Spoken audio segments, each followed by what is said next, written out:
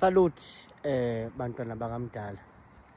Namhlanje bafethu ngifisa ukudlulisa umuzwa okukhathazeka kakhulu ngokubona emva kwesikhathi hlaziya isikhathanyana eside ukuthi kahle kahle ipoverty ikhinyabeze kakhulu umzabalazo wabantu abamnyama. Ikhinyabeze kakhulu irevolution yethu yokuzama ukuyikhulula nokukhulula abacindezekile njengathi. Yenzeke kanjani lento? Uyabona manje ipolitiki yethu isiphenduke yaba yi-source of employment. Isiphenduke yaba yithuba lokuceba. Ikhona-ke okuwumnyombo wokukhinyabezeka kwepolitiki yethu lokho, ngoba laba abafambe bona abalwela ukusikhulula ibona abakhuluma ipolitiki esiqaqile ingqondo, ibona abakhuluma ipolitiki yofaka incindezelo kumcindezeli wethu. Sekuyibona manje abakhuluma ipolitiki yosigqilaza amakhanda, bezivala amehlo, besenze sibe worried nge-economic growth, sibe worried nge-value yerand, sibe worried ngama-properties, ngama-business transactions, izinto thina engafinyeleli thina ey'gcina laphana kongxowankulu. Sengosopolitiki manje abathi bamele umuntu omnyama aba-worried ngalezo zinto. Abasekho worried ngoba ngongabi khona kwamanzi emphakathini, ngongabi khona kwemigwaqo, sihambe emgelekedeni iyona migwaqo yasemakhaya, ngongabi khona kagesi, ngongabi khona kwezindlu, ngongabi khona kwentuthuko nje emphakathini, ngokungasebenzi kahle kwey'kole, ezempilo, ama-police station, Department of Social Development, ungasebenzi kahle Home Affairs. They are no longer worried about those things. They are now more worried about i-value yerand. They are more worried about protection of business interest. Iyona politiki abayikhulumayo manje abayixoshe emakhandethu. Abasakhuluma ipolitiki ekhuluma ngezimo thina esibhekene nazo emakhaya la sikhona. La khona sinentsha ihambe iyofunda ngo-NSFAS ibizobhadla emakhaya. Sinothisha ababhadla emakhaya njengamanje bafundile kodwa hhayi ngoba umsebenzi ungekho. Zikhona iy'khala kuhulumeni, kuney'khala ey'koleni ayinathisha. Kufuna ukuthi uthisha uzofundisa nge-mother tongue. Kodwa cha, bahleli emakhaya. Bafundiswa futhi iwona amabhasari kahulumeni ofunza lushaka. Kodwa cha, bahleli emakhaya. Ipolitiki yosomathuba-ke namhlanje sekuyiyona esegqamile, akuseyona ipolitiki yenkululeko. Ngenxa yani yokuthi ipolitiki yethu isiphenduke i-source of employment ne-source of ukuyicebisa wena, not i-source of liberation and transformation. Siyadinga ukuyibuka leyo, siyazi khona ngelinye ilanga sizobhekana nawo ngqo ukuthi lama-politicians siwabone ukuthi njengamanje asethanda ukuthi ayibheke wona kuphela. Kuyinselelo ngani-ke lokho bafethu ukuthi ipolitiki yethu iphenduke i-source of employment. Uyabona uma ungabuka nje kule situation yethu emkhontweni, umkhonto i-revolution vehicle yabantu abamnyama njengamanje ongayithemba eParliament. Kodwa only 65 MPs could be employed. How many other people out there who don't have imisebenzi, abadinga imisebenzi? So uyabona ukuthi ipolitiki a source of employment ngeke iwalethe ama-solutions kwi-poverty esikuyona. Kodwa ipolitiki as a source of transformation ingawaletha, ngoba ithini ipolitiki yona uqobo lwayo? Ithi umhlaba ubuyele kubantu abamnyama. Kuya kanjani lokhu employment? Sizokwazi phela sitshale, sizokwazi phela ukuthi siqala ama-plus enze ama-products azodayiseka. Ngaloo ndlela kuqasheka abantu abatshelayo, abavunayo, futhi kuyafika nanenzuzo phela uma usudayisa lokho obutshalile. Njengomoba nje ngakithi emacambini, uma utshalile uyayithola imali ngampela egcineni. Uyawuvuna umoba uhambise laphana kwa-Hewlett, uRamaphosa government obusuvale uzama ukuthi uvale. Kodwa njengamanje uyakwazi ukuthi from umhlabathi utshale uthole inzuzo. Ithini ipolitiki uqobo lwayo? Ithi phela aku-industrialize i-economy yethu. Asibone iy'mboni ey'ningi ifika njengosithebe laba abawayo namhlanje bavumeme ngenyawo. Kuzoholela lapho lokho ekutheni abantu beqasheke. So uyayibona ukuthi ipolitiki iyakwazi ukukhuluma ulimi lokuqasheka kwabantu abayinqwaba, as opposed to ukuthi ipolitiki yona uqobo ibe source of employment, ngoba you can only employ 65 people. But uma ukhuluma ipolitics of industrialization kwafika la yenzeka khona, angizoqashwa only 65. Many people will be employed and find jobs. Ithini politics? Ithi politics aku-nationalize i-mining sector, i-banking sector, because lawo ma-sector lawo uma ngabe ngaphansi kwa-control kahulumeni azokwazi ukuthi asebenzele ukukhanda imisebenzi, hhayi ukwenza inzuzo njengoba kwenzeka njengamanje ngaphansi kongxowankulu. ngoba phela abantu sebakubuka kunormal ukuthi ibhizinisi le-profit. Not always business must be for profit. Sometimes the business must be run by government, not only for profit, but to create employment, so to improve what we call social capital. Umuntu ngamunye ukuthi uzozo ongakanani ngenyanga, lokho akuzusile kumphilisa kangakanani ukuthi akwazi nakuba umuntu ophila impilo ebonakalayo. So a business is not only for private interest. A business could be run by the state with other states to get more money and create more employment, provide more social services, and even reinvest to the state so that izokwazi to create amanye businesses. So uyabona lapho ipolitiki uqobo can be a source of transformation leading to direct benefit to the people, as opposed to where politics itself and for the sake of itself is an employer. It doesn't help. Kushayile kakhulu-ke lokho bafowethu ngoba njengamanje ipolitiki esiyikhulumayo akuyona leyo khuluma umuntu omnyama sekuyokuyiphenyela amathuba. Sikubona kakhulu lokho ku-ANC. Bawathola abantu abathenthole njengamanje bagcwala amajele. Okhombisayo ukuthi it was a wrong method vele usebenzisa i-ANC ukuyivulela thina amathuba amabhizinisi nawemisebenzi ngoba only the few of us abengabenefitha lapho, and not even in the correct means. Manje niyaboshwa manje ngoba nisemisa ipolitiki kabi, futhi ngenxa yalokho nigcine seniba nobuchule bokudestroya ama-government nama-institutions asebenza kahulumeni khona nizocreate i-crisis bese niyisolva ngokuthi nikhiphela namathenda. Sibonelo salokho bukunakhuza ezeyitimela ya-railway lapha amaguzi abulawe ngamabomu o-railway, babulawe ngamabomu ngoba bekufele ngena ama-truck ama-comrade. Buka amanzi emphakathini nalaba enginamapayipi khona asebenzayo abulawiwe ngamabomu, angakhiwa amadamu amabomu ngobani create crisis ukushoda amanzi khona uzongena ama-valerkar ama-comrade. So kuningi buku-translate njengamanje ubuku-Eskom njengamanje. Eskom ubulawa ngamabomu ngoba kwenzelani bafuna ukucreate kuthiwa yini ama-independent power producers. Suthi Mr Van Wyk ife beyiqalele o-Eskom baba abancane bedayisele istate, ngaloo ndlela kulutheka imali bese kukhokheleka lama-politicians ahulumeni.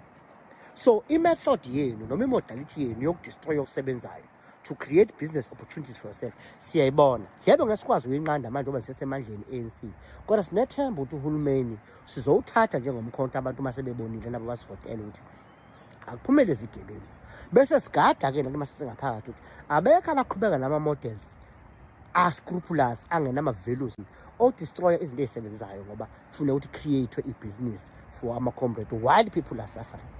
So siyadinga-ke amasosha omkhonto ukuthi-ke sihambe siyibheke lokuthi ipolitiki yethu njengoba kuseyiyona esihamba phambili ecreating amathuba emisebenzi lokudatha amaqabane ayishiye i-focus kwipolitiki leyo yokukhulula abantu, kodwa focus kwipolitiki leyo ekhandela amathuba.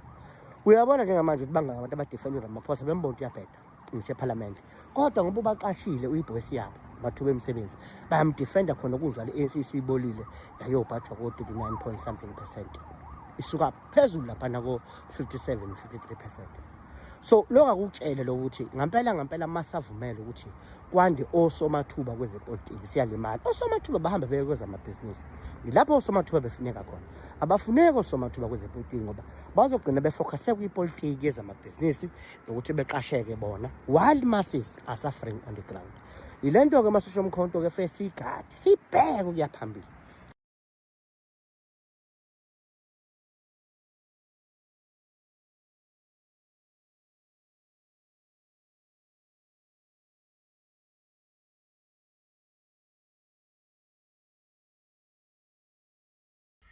Salute. Ngithathe ithuba lokubonga umlingani wami lapha uVusi Shongwe ngokuthi ahambe aye kwiMadlanga Commission ayohlala the same way ebekuhleli ngayo igebengu e-interviewer parliament, athule ubufakazi ukuthi bazame kanjani ukumcaptureisha oNgciwankulu. Ngithi simbonge bafethu uVusi Shongwe ngoba iningi lama-politicians abengeke ayithathe le option ayithathile yokuyo-expose amandla e-corruption nama-networks nama-modalities of corruption. A-expose ukuthi ama-politicians Kwenzeka kanjani avotolwa abantu abahluphekayo on the ground? Ngethemba lokuthi bahamba beyobamela.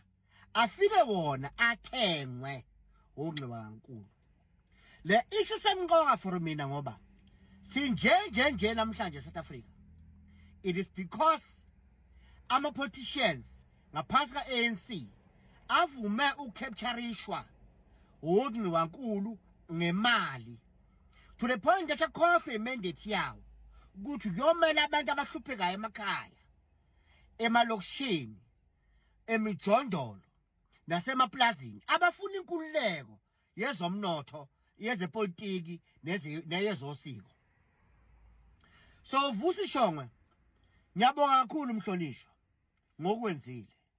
Ngiyazi kodwa ukuthi iprice yaloko okwenzile is much bigger because your safety, your life is at stake. While is safety ne-life yabadayisi is stronger yona be safe bona ngoba badayisile. Siyazi namhla South Africa ukuthi mawudayisa uzoba rich ube safe. And nawe Vusi uyakwazi lokho. Uyeke ukuba rich, wayeke ukuba safe. Uyaveza umfoka Shongwe ukuthi u-offerishwe about 10 million rands wokuthi a-protecte isikhulu esithize seNdiya kwisigungu samaNdiya esibambe noma esiqhoqhobele uSouth African Police Services. Uyasho uShongwe ukuthi lo 10 million bengizothola mina ngesikhwama. Hayi indaba yokuthi ngiphinde nginikwe ibhizinisi etomza nje no 2 million every month. Bangaka benu sakhuluma ngama-politicians, ngikhuluma ngani ma-black South Africans enithi ndwele inkululeko. Bangaki abenu abebezonqaba lo 2 million webhizinisi ka every month no 10 million abezothola cash umfoka Shongwe ngesikhwama? Ngoba phela niyawacriticize ama-politicians mayithatha ama-bribes, kodwa nani bafowethu niyawathatha ama-bribes kuma-community.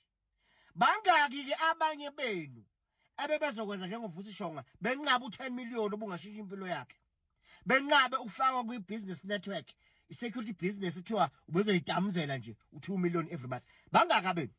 Ngicela uyiphendule wena, ungaphenduli mina ngonembeza wakho. Yingakho ngithi-ke mina simbonga uVusi Shongwe ngokuba nje, ngokuthi yena noma ngabe mhlawumbe inhliziyo engibisho ukuthi hey angiyithathe le mali, kodwa khona ethe cha. I can't promote what I'm trying to fight, which is corruption elidela kwi-underdevelopment and continued suppression of the black people. So salute mfoka Shongwe ngalokho. Kodwa-ke ithini lento kuthina bafowethu? Ithi lento kuthina singake silingena ngebhadi sithathe le revolution yethu siyiconfuse nama-individuals noma siyiconfuse nama-political organizations. Asiyeke le revolution yethu iyimele independently. Efika ama-vehicles ngokuhlukana kwawo ukuzama ukuyisa phambili, ama-ibheda siwakhiphe ngokunjalo nabantu. Ma esethengiwe umuntu khona siyokwazi ukumkhipha. Sizamile ukubuka i-ANC njenge-revolutionary movement. Sayibona ngathi yona revolution yethu uqobo. Isenzeni i-ANC? Isidayisile. Yalaqazeka phansi i-revolution yathi bhalakaxa phansi. Ngoba i-ANC as a political organization betrayed the revolution. Bona ukuhluka kwe-revolution ne-political organization yinto eziwu-2 engafani lezo. I-mistake-ke osingayenza thina uconfuse into zowu-2. Uqala ubona i-political party njenge-revolution. No, political party is a revolution vehicle. Efehlale siyicheke ngaso sonke isikhathi ukuthi le vehicle kuseyiyona yona yini noma ayisayila sithi thina yiye khona isithathe i-direction. Isibonelo nje i-ANC. Akho revolution manje about the ANC. ANC is an organization which is existing for the sake of itself and to enrich the elite within it. That's it. There's nothing revolutionary about the ANC today. As isibonelo, kungaba yona i-FF uqobo lwayo. ngoba kunento eningi esisidida nge-FF eshimbuzo eminingi enye yazo nje bangathatha one example mbuka kule issue le yama-foreign nationals phela siyaqhathanisa thina izinto asikho blind kwenzeka kanjani ukuthi umbono kaMalema wokuthi akuyekelwe abantu abawelile bezala ngakho emthethweni behlale kwenzeka kanjani uthandwe nabelungu buka into emasheni mashe abelungu abayifuni masheni mashe ifuna abantu abamnyama kuphela abahluphekayo abelungu abayifuni lento leyo ukuthi ixoshe labantu abangena ngemthethweni ngoba babasebenzisa njengegqila zabo sikhathi omnyama wase-South Africa ehlele ekhaya engenamsebenzi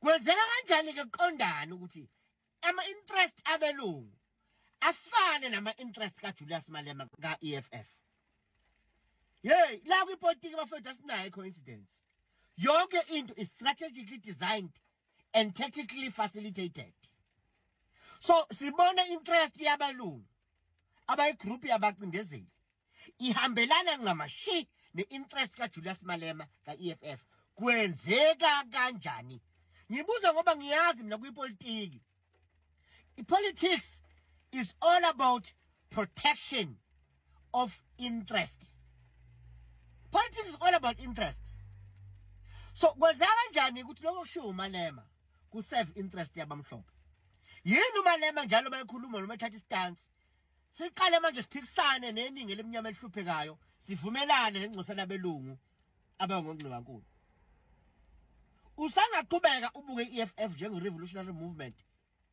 with those contradictions sharply existing so ingakho ngithi ahlukanise i-revolution nama-political organization so lethi kusasa uma i-political party isibheda sikwazi ukuyikhumula ngaphandle kokuthi kuze kulimale i-revolution yethu ngokunjalo nabantu asingathathi i-revolution yethu siyibeke kuSiphetho Mkhize sithi hayi ngaphandle kaSiphetho Mkhize akho revolution imistake leyo uma uSiphetho Mkhize sekumhlula ukunqaba ibribe ka10 million esedayisa niyokwenza njani i-revolution seniyithathe nayinika igama ukuthi uSiphetho Mkhize andiyobe sekukhona abangafuni ukucabanga i-revolution ngaphandle kaSiphetho niyomshintsha kanjani uSiphetho senimbona ukuthi corrupt kodwa manje inkinga usegqokiswe i-revolution uqobo lwayo sesiyabona uMasikhipha uSiphetho kule revolution hayi ngathi revolution should ifile tengekho leyo Siphetho Mkhize should be replaceable the moment uSiphetho Mkhize ehlulo kwenza into eziyoshongwa fenikwazi macomrade ukumreplacer so kuqale kutheni ke ningamgqokisi i-revolution ngile senibuka i-revolution engathi individual ethize ngoba the day that individual sells betrays the revolution yoba likhulu ukuthi niyikhiphe kuye niqhubeke ne-revolution nina lo laqaza phansi amathuluzi nithi hayi ayikho into ye-revolution noSiphetho Mkhize wasidayisa yeyi uma i-political party dayisa thatha yona ifake emgqomeni iqhubeke i-revolution uma uSiphetho Mkhize dayisa thatha uSiphetho umfake emgqobeni iqhubeka i-revolution iyona ndlela bafethu esingakhombisa ngayo ukukhula kwezepolitiki ngoba uma sisaqhubeka sisafuna ukubuka i-revolution njengabantu sizoba nenselelo yokuthi noma sebebheda abantu singakwazi ukubakhumula kunabantu bafethu esibathembayo kuyimanje esazi bangama-revolutionaries but in reality they're no longer revolutionaries.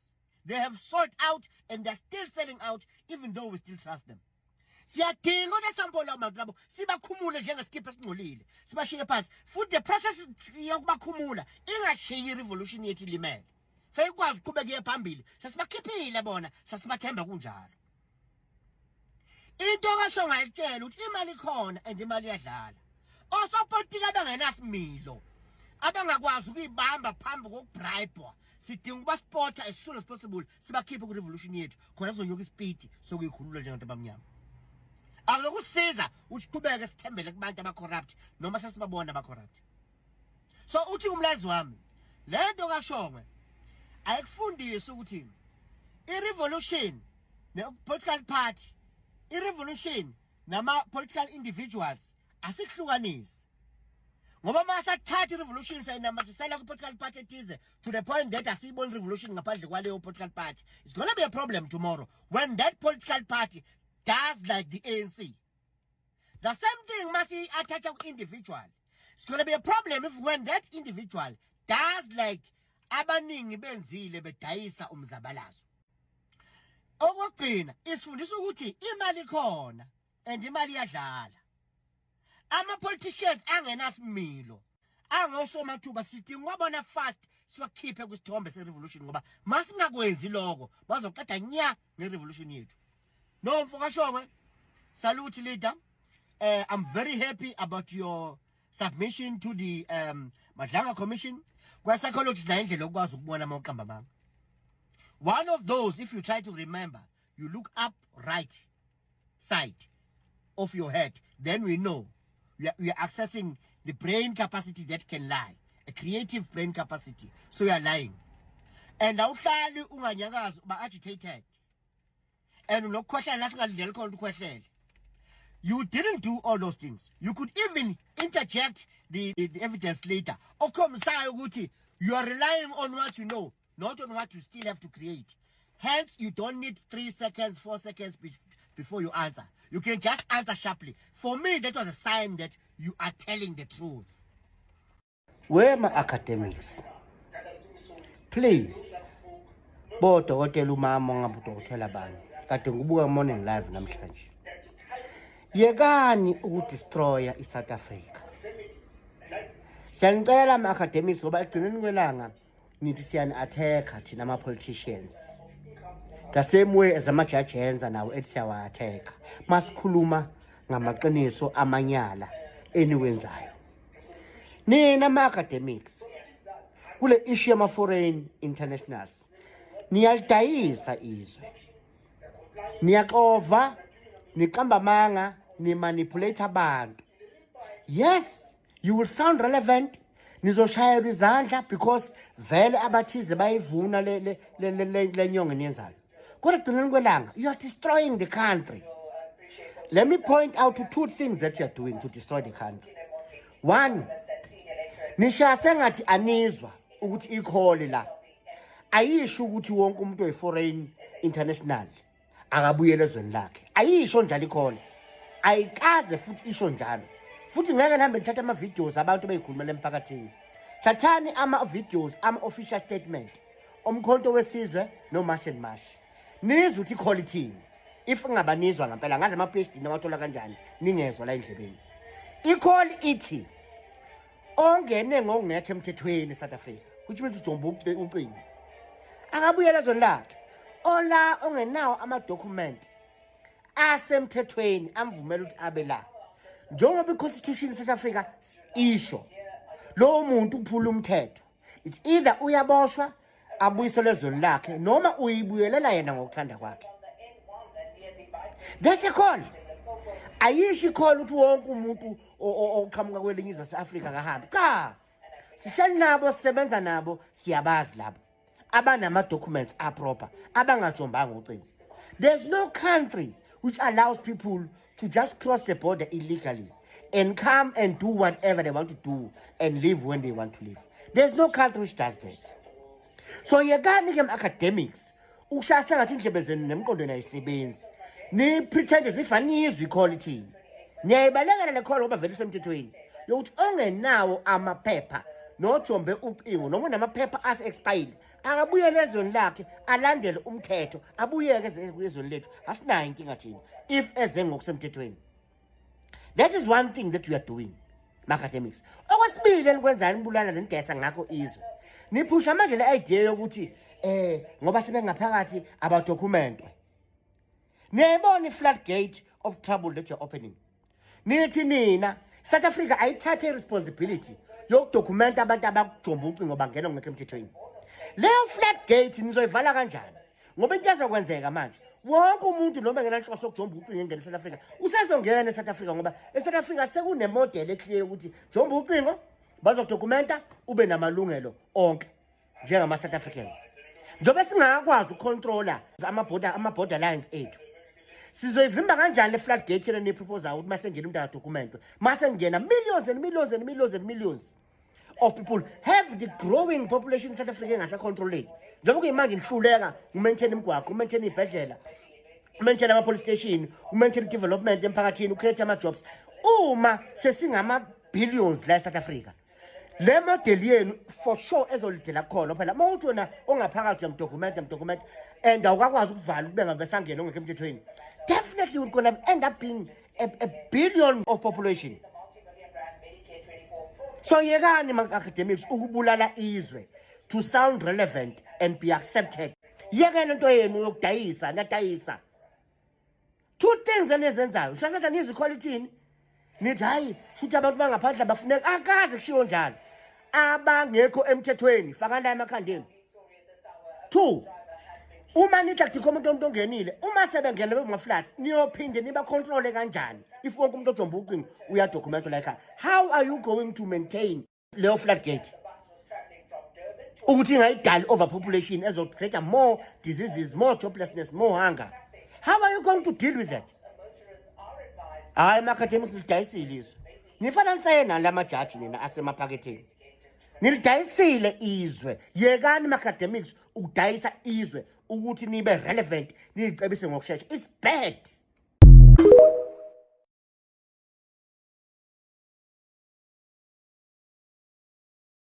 Webafowethu, so dinga njalo ukuthi esigabeni esithize ke sibe more scientific ngalento ka-2/3 majority.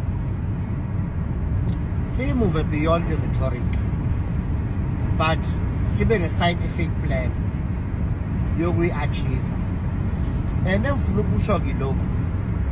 for us to achieve 2/3 majority, we need to have most effective social mobilization strategy, which means it should be based on science and proper analysis of our audience or of our voters in South Africa. Angichaze le social mobilization ngoba abaningi abayi-understand noma ngabe becabanga ukuthi bayi-understand. Masikhuluma nge-social mobilization sisho phela ngigqugquzela komuntu wonkana ukuthi angene ku-MK avotele wona. Kodwa ke inkinga ilana-ke ukwazi ukwenza social mobilization properly kudinga ukuthi strategy sakho senze labo okhuluma nabo ofuna bekuvotele be-relate ne-strategy sakho culturally. Engabe wonke ama-cultural groups in South Africa they feel accommodated emkhondweni. Strategy sakho senze wonke umuntu relate kumkhonto politically. Engabe i-political manifesto yomkhonto iyalithinta iningi lama-voters okuzokwenza bayibone lenhlangano irrelevant for them. Social mobilization ifuna ukuthi labo khuluma nabo uthi abakuvotele be-relate nomkhonto ne-agenda yomkhonto in terms of their agenda. Angabe wonke ama-agendas esinawo e-South Africa azizwa related nomkhonto. Social mobilization funeka wonke ama-group no-meaning lawo li-relate kumkhonto economically. Engabe umkhonto ukhuluma ama-economics athinta iningi labantu abafuna ukuthi bekhululwe futhi bedevelophe economically. So masithi social sifaka zonke lezi cultural, race, gender, tribal, economical, political context, because it is the very same context that divides us. There are people abangezi emkhontweni manje bathi hayi amaZulu. There are people abangezi emkhontweni abathi ngoba bathi hayi umuntu esifazane lapha ngathi, for example, I make an example. There are people engayibeza emkhontweni because bathi hayi ipolitiki yomkhonto thina asikayiqondi ukuthi kahle kahle umkhonto ufuna ungachifa. Siyakuzwa bakushoyo kodwa asiboni ngezenjalo practically on the ground where we are. So masikhuluma nge-social mobilization sikhuluma ngaloyo nto ukuthi indlela obagqugquzela ngayo abantu ayirelate kubona ngamunye ukubhekelela into eyiningi ubulili babo, ezepolitiki yabo, ezomnotho wabo, ezerace yabo, ezobuzwe babo, ukuthi makuthiwa njengamanje ngikhuluma nowasendiya ngiyumkhonto ngiyamobilize. Ngaba lo wasendiya uzizwa ngempela le agenda yomkhonto imthinta naye futhi ebona khona uzokuhlomula leli qembu bangene emandleni. So kusemqoka ke sikwazi lokho masosho mkhonto ngoba masinganayo effective social mobilization strategy and I consider all these social divides, you can call them social context if you like, eyenza yonke race, yonke gender, bonke ubuzwe, yonke tribe, wonke usopolitiki ayibone ethinteka futhi accommodateka emkhontweni ngeke i-2/3 majority se-achieve. So nina ngabafethu ke enthenjiwe nablesswa ngeresponsibility yokumobilize abantu towards 2/3 majority. You need to first be aware of all these social contexts which are social divides, and from that point you then generate an effective, more scientifically informed social mobilization strategy.